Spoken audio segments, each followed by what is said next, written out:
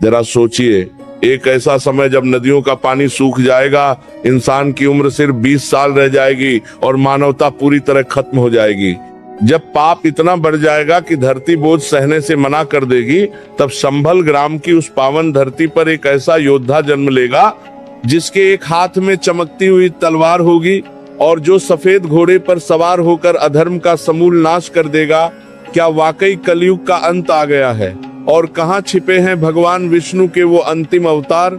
श्रीमद् भागवत पुराण और कल्की पुराण के अनुसार समय के चक्र में कलयुग को सबसे अंधकारमय युग माना गया है। जैसे जैसे कलयुग आगे बढ़ेगा, धर्म, सत्य, पवित्रता और क्षमा का लोप होने लगेगा। शास्त्रों में लिखा है कि कलयुग के अंत में मनुष्य की बुद्धि इतनी भ्रष्ट हो जाएगी कि वह केवल अपने स्वार्थ के लिए अपनों का ही रक्त बहाएगा। लोग नास्तिक हो जाएंगे और धर्म के नाम पर पाखंड का बोलबाला होगा। जब कलयुग अपने चरम 432 शून्य वर्ष पूरे होने के करीब पर होगा, तब उत्तर प्रदेश के मुरादाबाद जिले में स्थित संभल नामक स्थान पर विष्णु यश नाम के एक ब्राह्मण के घर भगवान विष्णु के 10वें अवतार कल्की का प्राकट्य होगा।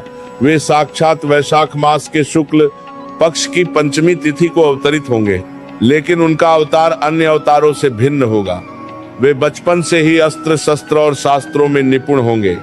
उनके गुरु स्वयं भगवान परशुराम होंगे, जो अमर हैं और महेंद्र पर्वत पर कल्की अवतार की प्रतीक्षा कर रहे हैं।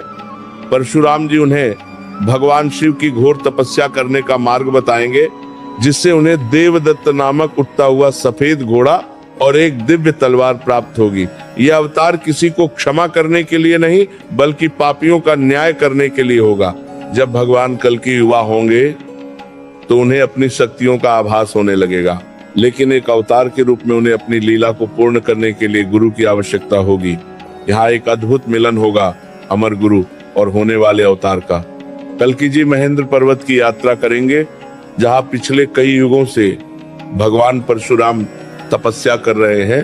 परशुराम जी उन्हें शस्त्रों का वह ज्ञान देंगे जो आज के युग में लुप्त हो चुका है। वे उन्हें भगवान शिव की तपस्या करने का आदेश देंगे। भगवान शिव प्रसन्न होकर कल्की जी को 3 अत्यंत शक्तिशाली उपहार देंगे। देवदत्त, एक दिव्य सफेद घोड़ा जो बिजली की गति से दौड़ सकेगा और आसमान में भी उड़ने में सक्षम होगा। रत्नमारु, एक चमकती हुई दिव्य तलवार जिसका प्रहार कभी खाली नहीं जाएगा और जो अधर्म का नाश करने के लिए ब्रह्मांड की ऊर्जा से लैस होगी। सर्वज्ञानी तोता सुख, एक ऐसा तोता जो भूत, भविष्य और वर्तमान का ज्ञान रखेगा और कल्की जी को शत्रुओं की हर चाल के बारे में पहले ही सूचित कर देगा। भगवान कल्की का रूप साक्षात महादेव की तरह तेजस्वी होगा। वे पीले वस्त्र धारण करेंगे, लेकिन युद्ध के समय उनका स्वरूप अत्यंत विनाशकारी हो जाएगा। उनका यह अवतार शांति के लिए नहीं, बल्कि युद्ध के माध्यम से शांति स्थापित करने के लिए होगा। इसी समय धरती पर कलि पुरुष का राज होगा। कलि पुरुष कोई और नहीं, बल्कि कलियुग का साक्षात रूप है, जो मनुष्यों के भीतर क्रोध, लोभ, वासना और हिंसा को भगाता है। कलि पुरुष का साम्राज्य झूठ और धोखे पर टिका होगा, और जब कल्की अपने सफेद घोड़े पर सवार होकर निकलेंगे तो वह टक्कर इतिहास की सबसे बड़ी टक्कर होगी। यह युद्ध किसी 2 देशों का नहीं, बल्कि साक्षात धर्म और अधर्म के अंतिम रूप का होगा। क्या आपने कभी सोचा है कि पुराणों में हजारों साल पहले कलयुग के अंत की जो निशानियां लिखी गई थीं, क्या वे आज सच हो रही हैं? शास्त्र में लिखा है कि एक समय ऐसा आएगा जब इंसान की लंबाई घट जाएगी, नदियां रास्ता बदल लेंगी और धर्म सिर्फ किताबों तक सीमित रह जाएगा।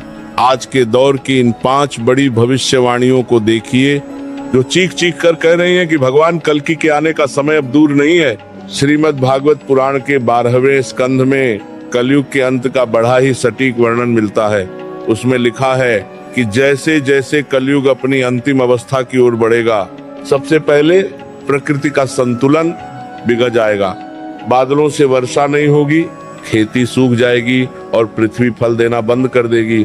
नदियां अपने जल स्तर को खो देंगी और पवित्र नदियां जैसे गंगा वापस स्वर्ग की ओर प्रस्थान कर जाएंगी। दूसरा सबसे बड़ा लक्षण होगा मानवीय पतन। ग्रंथों के अनुसार कलयुग के अंत में मनुष्य की अधिकतम आयु केवल 20 से 30 वर्ष रह जाएगी।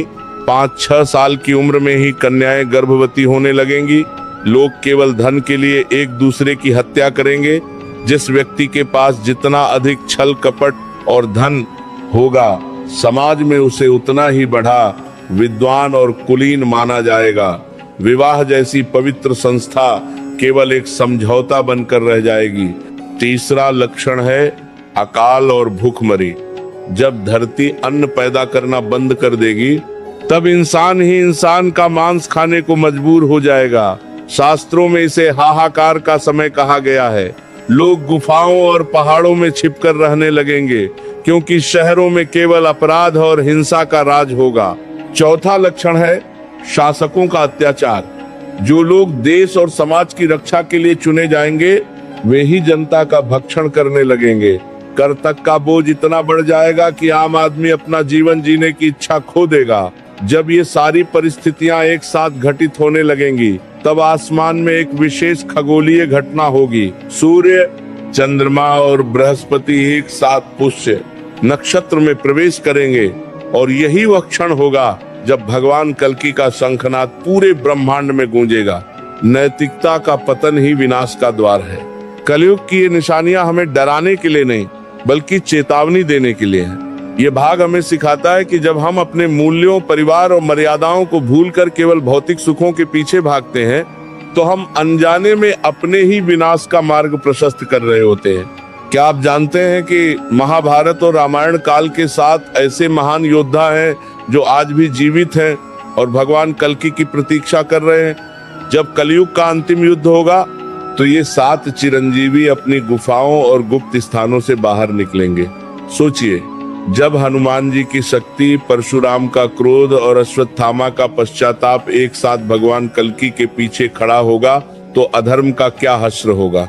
शास्त्रों के अनुसार भगवान कल्कि इस युद्ध में अकेले नहीं होंगे। वे अपनी सेना का गठन करेंगे, जिसमें मुख्य भूमिका उन 7 चिरंजीवियों की होगी जिन्हें अमरता का वरदान प्राप्त है। सबसे पहले उनके साथ होंगे उनके गुरु भगवान परशुराम, जो उन्हें ब्रह्मास्त्र और अन्य दिव्य अस्त्रों का संचालन सिखाएंगे। दूसरे होंगे हनुमान जी, जो कलयुग के अंत तक राम नाम का जप करते हुए गंधमादन पर्वत पर निवास कर रहे हैं। हनुमान जी कल्कि अवतार को अपनी असीमित शक्ति और भक्ति का बल प्रदान करेंगे। तीसरे होंगे अश्वत्थामा, जो पिछले 5000 सालों से अपने पापों का प्रायश्चित कर रहे हैं। कहा जाता है कि कलयुग के अंत में कल्कि अवतार उन्हें उनके श्राप से मुक्ति दिलाएंगे और अश्वत्थामा अपनी पूरी शक्ति से धर्म की स्थापना में सहयोग करेंगे।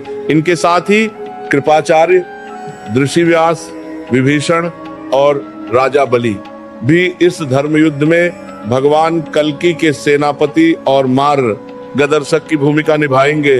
कल्कि पुराण के अनुसार भगवान कल्कि का विवाह सिंहल द्वीप की राजकुमारी पद्मावती, जो साक्षात माता लक्ष्मी का रूप होंगी, से होगा। लेकिन उनका गृहस्थ जीवन केवल धर्म की तैयारी के लिए होगा। वे अपनी इस दिव्य सेना के साथ मिलकर कीकट प्रदेश से अपने अभियान की शुरुआत करेंगे। उनकी सेना में केवल वही लोग शामिल हो पाएंगे जिन्होंने कलयुग के घोर पापों के बीच भी अपने भीतर के सत्य को जीवित रखा होगा। यह युद्ध केवल तलवारों का नहीं, बल्कि मानसिक और आध्यात्मिक ऊर्जा का भी होगा। सच्चाई की लड़ाई में कभी कोई अकेला नहीं होता। ये भाग हमें सिखाता है कि जब आप धर्म और न्याय के मार्ग पर चलते हैं, तो ब्रह्मांड की समस्त सकारात्मक शक्तियां और पूर्वजों का आशीर्वाद आपके साथ जुड़ जाता है। भले ही शत्रु संख्या में अधिक हो, लेकिन यदि आपके साथ अमर सत्य है, तो विजय आपकी ही होगी। धोखा, लालच, हिंसा और अहंकार, अगर इन चारों को मिलाकर एक शरीर बना दिया जाए, तो वह होगा कली पुरुष। क्या आप जानते हैं कि कलयुग कोई समय मात्र नहीं, बल्कि एक साक्षात दुष्ट शक्ति है जो हमारे मन के भीतर बैठकर हमें पाप करने पर उकसाती है। जब भगवान कल्कि अपने दिव्य सफेद घोड़े पर सवार होकर निकलेंगे, तो उनका सबसे बड़ा दुश्मन कोई राजा नहीं, बल्कि यही कली पुरुष होगा। चलिए जानते हैं उस भीषण युद्ध के बारे में जिसने कलयुग का अंत तय किया। कल की पुराण के अनुसार जैसे जैसे कलयुग अपने अंत की ओर बढ़ेगा, अधर्म का प्रतीक कलि पुरुष अत्यंत शक्तिशाली हो जाएगा। उसका शरीर विशाल और काला होगा, उसकी जीभ लोभ से लपलपाएगी और उसकी आंखों में केवल क्रोध होगा। कलि पुरुष का साम्राज्य पूरी पृथ्वी पर फैल चुका होगा और उसने धर्म, दान और तपस्या को पूरी तरह से कुचल दिया होगा। जब भगवान कल की अपनी दिव्य सेना और 7 चिरंजीवियों के साथ आगे बढ़ेंगे तो कलि पुरुष अपनी मायावी सेना खड़ी करेगा। इस सेना में वे लोग होंगे जिन्होंने जीवन भर पाप को ही अपना धर्म माना। युद्ध के मैदान में एक तरफ कलि पुरुष की अंधकारमयी शक्ति होगी और दूसरी तरफ भगवान कल्कि की सूर्य के समान चमकती रत्नमारु तलवार। युद्ध इतना भयानक होगा कि आकाश से आग बरसेगी और धरती कांप उठेगी। कलि पुरुष अपनी माया से भ्रम पैदा करने की कोशिश करेगा, लेकिन भगवान कल्कि के साथ मौजूद सर्वज्ञानी तोता उन्हें हर धोखे से सावधान कर देगा। अंत में जब कलि पुरुष का अहंकार अपने चरम पर होगा, तब भगवान कल्कि अपने घोड़े देवदत्त पर सवार होकर एक ऐसी दिव्य छलांग लगाएंगे कि पूरी दुनिया स्तंभित रह जाएगी। उनकी एक ही गर्जना से पापियों के हृदय फट जाएंगे और उनकी तलवार के एक प्रहार से कलि पुरुष का अस्तित्व मिटने लगेगा। कलि पुरुष का अस्तित्व मिटने लगेगा। कलि पुरुष का अस्तित्व मिटने लगेगा। कलि पुरुष का अस्तित्व मिटने लगेगा। कलि पुरुष का अस्तित्व मिटने लगेगा। कलि पुरुष का अस्तित्व मिटने लगेगा। कलि पुरुष का अस्तित्व मिटने लगेगा। कलि पुरुष का अस्तित्व मिटने लगेगा। कलि पुरुष का अस्तित्व मिटने लगेगा। कलि पुरुष का अस्तित्व मिटने लगेगा। कलि पुरुष का अस्तित्व मिटने लगेगा। कलि पुरुष का अस्तित्व मिटने लगेगा। कलि पुरुष का अस्तित्व मिटने लगेगा। कलि पुरुष का अस्तित्व मिटने। पुरुष का अंत होते ही इंसानों के मन से पाप का पर्दा हट जाएगा और वे वापस चेतना की ओर लौटने लगेंगे। बुराई कितनी भी बटी क्यों न हो, उसका अंत हमेशा एक सत्य के प्रहार से होता है। ये भाग हमें सिखाता है कि हमारे भीतर का कलि, क्रोध, लोभ, मोह ही हमारे जीवन के दुखों का कारण है। यदि हम अपने भीतर की बुराई को आज ही खत्म करने का संकल्प लें तो भगवान कल्कि का आशीर्वाद हमें अभी से प्राप्त हो सकता है। विनाश के बाद ही विकास होता है। जब भगवान कल्कि अधर्म का समूल नाश कर देंगे, तब क्या यह दुनिया पूरी तरह खत्म हो जाएगी या फिर राख के ढेर से एक नया और सुनहरा युग जन्म लेगा? पुराणों की सबसे बड़ी भविष्यवाणी कहती है कि कलयुग के अंत के बाद एक ऐसी सुबह होगी जहां न कोई बीमारी होगी, न कोई लालच और न ही कोई दुख। आखिर कैसे भगवान कल्कि वापस सत्ययुग की स्थापना करेंगे? महायुद्ध की समाप्ति के बाद पृथ्वी का शुद्धिकरण होगा। शास्त्रों के अनुसार कलयुग के अंत में मूसलाधार वर्षा होगी जो धरती की सारी गंदगी और पाप के अवशेषों को धो देगी। जब सूर्य फिर से उदय होगा तो उसकी किरणें पहले से कहीं अधिक शीतल और पवित्र होंगी। भगवान कल्कि धर्म की पुनर्स्थापना करेंगे। वे समाज को फिर से वर्ण और आश्रम की मर्यादाओं में बांधेंगे, लेकिन इस बार आधार जन्म नहीं बल्कि शुद्ध कर्म होगा। उनके प्रभाव से मनुष्यों के मन से तमोगुण, अंधकार और आलस्य और रजोगुण, जुनून और क्रोध पूरी तरह समाप्त हो जाएगा और हर हृदय में सत्व गुण, शुद्धता और शांति का वास होगा। धरती फिर से रत्नगर्भा बन जाएगी। वृक्ष बिना किसी रोग के फल देंगे। गायें अमृत समान दूध देंगी और हवा में फूलों की सुगंध घुली होगी। लोग हजारों वर्षों तक जीवित रहेंगे और उनके बीच केवल सत्य का व्यवहार होगा। भगवान कल्कि खुद कई वर्षों तक पृथ्वी पर शासन करेंगे और जब वे देखेंगे कि धर्म की जड़ें फिर से गहरी और मजबूत हो गई हैं, तब वे अपने दिव्य धाम को वापस लौट जाएंगे। यही वह समय होगा जिसे कृतायुग या सत्युग कहा जाएगा। वह समय जहां भगवान और भक्त के बीच कोई पर्दा नहीं होगा। कलयुग के उस घोर अंधेरे को चीरकर निकलने वाला यह प्रकाश हमें याद दिलाता है कि रात चाहे कितनी भी लंबी क्यों न हो, सूरज का निकलना तय है। अंधकार के बाद प्रकाश का आना निश्चित है। ये भाग हमें आशा, होप की शक्ति सिखाता है। जीवन में चाहे कितनी भी मुश्किलें क्यों ना आ जाएं, चाहे चारों तरफ नकारात्मकता ही क्यों न दिखे, हमें ये विश्वास रखना चाहिए कि हर अंत एक नई और बेहतर शुरुआत का बीज होता है। क्या आपने कभी अच्युतानंद दास और उनकी रहस्यमयी मालिका के बारे में सुना है? ओडिशा के उन महान संतों ने हजारों साल पहले ताड़ के पत्तों पर वो भविष्यवाणियां लिख दी थीं, जो आज एक एक करके सच साबित हो रही हैं। मालिका में लिखा है कि जब जगन्नाथ मंदिर के पत्थर गिरने लगेंगे और समुद्र की लहरें मंदिर की सीढ़ियों को छूने लगेंगी, तब समझ लेना कि भगवान कल्कि का जन्म हो चुका है। क्या वो समय वाकई आ गया है? भगवान कल्कि के आने का समय क्या होगा?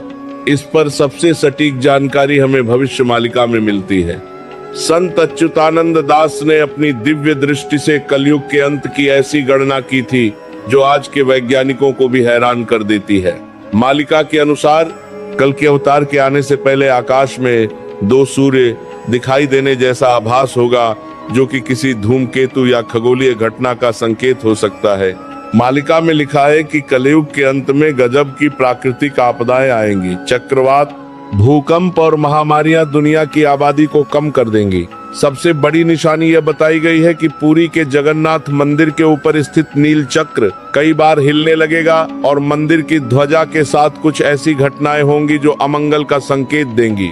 एक और गुप्त भविष्यवाणी कहती है कि भगवान कल्कि का जन्म होने के बाद वे कई वर्षों तक गुप्त रूप से रहेंगे। वे सामान्य मनुष्यों के बीच ही होंगे, लेकिन कोई उन्हें पहचान नहीं पाएगा जब तक उनका लीला समय शुरू नहीं होता। वे एक साधारण युवक की तरह संसार के कष्टों को देखेंगे और समझेंगे। मालिका यह भी कहती है कि उनके आने से पहले रूस, चीन और अन्य देशों के बीच भीषण युद्ध के हालात बनेंगे, जिसे हम आज की भाषा में तीसरा विश्व युद्ध कह सकते हैं। यह युद्ध इंसानी अहंकार का अंत होगा और इसी विनाश के बीच कल्कि का उदय होगा। आने वाले संकट की चेतावनी केवल सजग लोगों को ही सुनाई देती है। ये भाग हमें सिखाता है कि हमें अपने आसपास हो रहे बदलावों और प्रकृति के संकेतों के प्रति सचेत रहना चाहिए।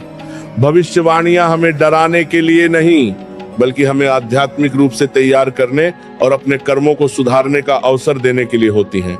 क्या आप जानते हैं कि अवतार लेने के तुरंत बाद ही भगवान कल्कि युद्ध शुरू नहीं कर देंगे?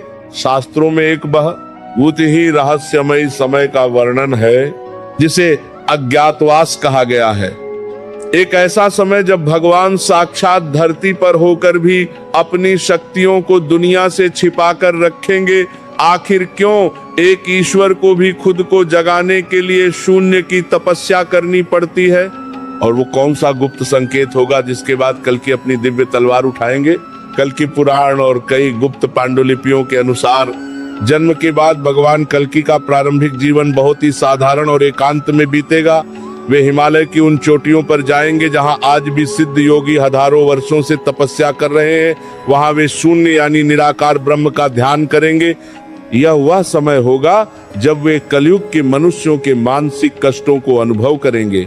वे देखेंगे कि कैसे मासूमों पर अत्याचार हो रहा है और कैसे प्रकृति को नष्ट किया जा रहा है। कहा जाता है कि इस तपस्या के दौरान ही भगवान शिव उन्हें वह दिव्य दृष्टि देंगे जिससे वे ये जान पाएंगे कि कली ने किन इंसानों के मन में अपना घर बना लिया है। इसी कालखंड में कल्कि जी को उनके पिछले अवतारों राम और कृष्ण की यादें और शक्तियां फिर से प्राप्त होंगी। यह एक तैयारी का काल होगा। जैसे तूफान आने से पहले शांति होती है, वैसे ही कल्कि का अज्ञातवास अधर्म के विनाश से पहले की वह खौफनाक शांति होगी। जब तक कलयुग का पाप का घड़ा पूरी तरह नहीं भर जाता, तब तक वे एक मौन दृष्टा की तरह सब देखेंगे, और जिस दिन वे अपनी आंखें खोलेंगे उस दिन से कली के अंत की उल्टी गिनती शुरू हो जाएगी। बड़े लक्ष्यों के लिए धैर्य और एकांत की तैयारी जरूरी है। यह भाग हमें सिखाता है कि किसी भी बड़े काम को करने से पहले खुद को मानसिक और आध्यात्मिक रूप से मजबूत बनाना पड़ता है। जल्दबाजी में की गई कार्यवाही सफल नहीं होती, बल्कि सही समय का इंतजार और गहरी तैयारी ही बड़ी जीत दिलाती है। ईश्वर जब भी धरती पर आते हैं तो वे एक परिवार और एक घर चुनते हैं। जैसे राम जी ने अयोध्या और कृष्ण जी ने मथुरा को चुना, वैसे ही भगवान कल्कि ने शंभल को क्यों चुना? और कौन है वो भाग्यशाली माता पिता जिनकी कोख से कलयुग का अंत करने वाला महायोद्धा जन्म लेगा? चलिए जानते हैं कल्कि जी के उस गुप्त परिवार के बारे में, जिनका वर्णन शास्त्रों में बहुत ही सुंदर तरीके से किया गया है। पुराणों के अनुसार भगवान कल्कि उत्तर प्रदेश के मुरादाबाद जिले के पास स्थित शंभल ग्राम में जन्म लेंगे। उनके पिता का नाम विष्णुयश होगा, जो एक बहुत ही विद्वान, शांत और धर्मपरायण ब्राह्मण होंगे। उनकी माता का नाम सुमति होगा, जिसका अर्थ है अच्छी बुद्धि वाली। ये दोनों ही पिछले कई जन्मों से भगवान को पुत्र रूप में पाने की तपस्या कर रहे होंगे, लेकिन कल्कि जी अपने माता पिता की इकलौती संतान नहीं होंगे। उनके 3 बड़े भाई भी होंगे, जिनके नाम होंगे कवि, प्राज्ञ और सुमंत। ये तीनों भाई साधारण मनुष्य नहीं, बल्कि साक्षात देवताओं के अंश होंगे, जो युद्ध और धर्म की स्थापना में कल्कि जी का दाहिना हाथ बनेंगे। जब कल्कि जी का जन्म होगा तो उनके घर का वातावरण दिव्य होगा, लेकिन वे अपना बचपन एक साधारण बालक की तरह बिताएंगे, ताकि कलि पुरुष की बुरी शक्तियां उन्हें पहचान न सके। कल्कि जी का विवाह सिंहल द्वीप, जिसे आज का श्रीलंका माना जाता है, की राजकुमारी पद्मावती से होगा, जो भगवान विष्णु की अर्धांगिनी लक्ष्मी स्वरूपा होंगी। वे अस्त्र शस्त्र में जितनी निपुण होंगी, हृदय से उतनी ही करुणामयी। कल्कि जी के परिवार का यह स्वरूप हमें सिखाता है कि भले ही वे ब्रह्मांड के स्वामी हैं, लेकिन वे रिश्तों की मर्यादा, माता पिता की सेवा और भाइयों के प्रेम को दुनिया के सामने फिर से स्थापित करेंगे। उनका भारत के आतंका के समय का दुनिया के सामने फिर से स्थापित करेंगे। उनका भारत के सामने से स्थापित करेंगे। शंभल धर्म का केंद्र बन जाएगा, जहां से सतयुग की पहली किरण फूटेगी। संस्कारों की नींव पर ही महान चरित्र का निर्माण होता है। भगवान कल्कि का एक विद्वान परिवार में जन्म लेना यह दर्शाता है कि ज्ञान और संस्कारों के बिना शक्ति अधूरी है। यह हमें अपने परिवार के मूल्यों और माता पिता के सम्मान की याद दिलाता है, जो किसी भी युग में सबसे बड़ा धर्म है। सोचिए, एक ऐसा घोड़ा जो बिजली की रफ्तार से दौड़ता है और जिसके पंख न होते हुए भी वह हवा से बातें करता है, और एक ऐसा पक्षी जो न केवल बोल सकता है, बल्कि उसे ब्रह्मांड के हर गुप्त रहस्य का पता है। भगवान कल्कि के ये 2 साथी कोई साधारण जीव नहीं, बल्कि उनकी विजय के सबसे बड़े आधार है। आखिर ये दिव्य प्राणी कल्कि जी को कहां से मिले और युद्ध में इनकी क्या भूमिका होगी? कल्कि पुराण के अनुसार जब भगवान कल्कि शिव जी की घोर तपस्या करेंगे, तब महादेव उन्हें देवदत्त नामक एक घोड़ा भेंट करेंगे। यह घोड़ा सफेद रंग का होगा, जिसकी चमक ऐसी होगी जिसे नंगी आंखों से देखना मुश्किल होगा। देवदत्त की सबसे बड़ी विशेषता यह है कि वह केवल जमीन पर ही नहीं, बल्कि अंतरिक्ष और अलग अलग लोकों में भी यात्रा कर सकता है। युद्ध के मैदान में देवदत्त की टापों की गूंज इस शत्रुओं का आधा साहस तोड़ देगी। वह केवल एक वाहन नहीं, बल्कि कल्कि जी की चेतना से जुड़ा हुआ एक दिव्य यंत्र होगा। उनके दूसरे साथी होंगे शुक। शुक एक दिव्य तोता है, जिसे साक्षात शिव जी ने कल्कि जी को प्रदान किया होगा। यह तोता कोई साधारण पक्षी नहीं, बल्कि उसे भूत, भविष्य और वर्तमान का पूर्ण ज्ञान होगा। युद्ध के दौरान शुक एक जासूस स्पाई की तरह काम करेगा। वह कलि पुरुष की सेना की गुप्त योजनाओं, उनके छिपने के ठिकानों और उनके मायावी जाल के बारे में भगवान कल्कि को पहले ही बता देगा। कहा जाता है कि शुक ही वह पात्र होगा जो राजकुमारी पद्मावती और भगवान कल्कि के बीच संदेशवाहक बनेगा। ये दोनों साथी हमें यह सिखाते हैं कि जब भगवान धर्म की रक्षा के लिए आते हैं, तो प्रकृति और पशु पक्षी भी उनके सेनापति बनकर साथ खड़े होते हैं। देवदत्त की गति और शुक की बुद्धि के बिना कलि पुरुष के मायावी साम्राज्य को हराना असंभव होता। ये भाग हमें सिखाता है कि जीव जंतु और प्रकृति हमारे गुलाम नहीं, बल्कि हमारे साथी हैं। भगवान का इन पशु पक्षियों के प्रति प्रेम यह संदेश देता है कि कलयुग के अंत में वही मनुष्य सुरक्षित रहेगा जो प्रकृति और उसके जीवों का सम्मान करना जानता होगा। हजारों पन्नों की कहानियां और सदियों का इंतजार, क्या ये सब सिर्फ एक भविष्यवक्ता की कल्पना है या फिर एक कड़वा सच? भागवत पुराण कहता है कि जब पाप की घड़ा भर जाएगा, तब कल्कि का प्रकटीकरण होगा। लेकिन बड़ा सवाल यह है, क्या भगवान कल्कि का जन्म हो चुका है? क्या वे आज भी किसी साधारण युवक की तरह हमारे बीच रहकर इस कलयुगी समाज को देख रहे हैं? और सबसे महत्वपूर्ण, क्या हम उस अंतिम युद्ध के लिए तैयार हैं?